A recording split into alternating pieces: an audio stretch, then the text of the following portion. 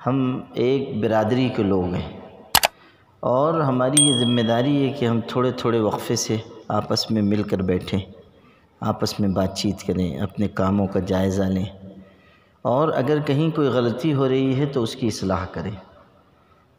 کسی بھی شخص کو اپنے آپ کو اصلاح سے بالاتر نہیں سمجھنا چاہیے۔ حضرت عمر رضی اللہ تعالیٰ عنہ کتنے بڑے شخص تھے، اور ان کی فراست ایمانی اور ان کی مومنانہ صفات کی گواہی تو حضور اکرم صلی اللہ علیہ وسلم نے دی، اور حق گوئی کا اظہار ان الفاظ میں کیا کہ الحق ینطق علی لسان عمر، کہ حق عمر کی زبان پہ بولتا ہے۔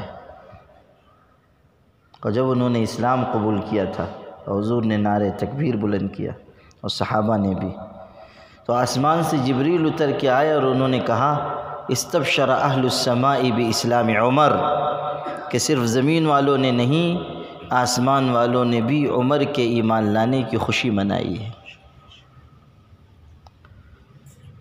ایسا شخص جس کے بارے میں حضور فرما رہے ہیں کہ پچھلی امت میں ایسے لوگ ہوتے تھے جن کو الہام ہوتا تھا، اگر میری امت میں کوئی ہے تو عمر۔ اب سنیے، ایک موقع پر حضرت کے زمانے خلافت میں کسی شخص نے حضرت عمر سے کہہ دیا اتق اللہ، اللہ سے ڈرو۔ تو دوسرے لوگ جو وہاں موجود تھے ان میں سے کچھ نے ٹوکا اور کہا کہ کس سے کہہ رہے ہو تم؟ حضرت عمر سے کہتے ہو کہ اللہ سے ڈرو؟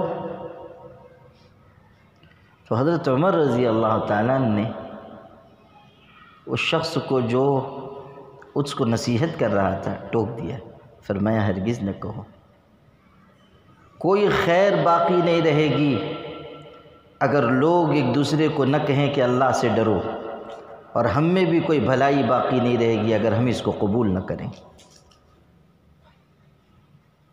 یہ کیفیت ہے کہ ہم یہ سمجھیں کہ کہیں کمی ہو تو ہمیں اس کی اصلاح کرنی۔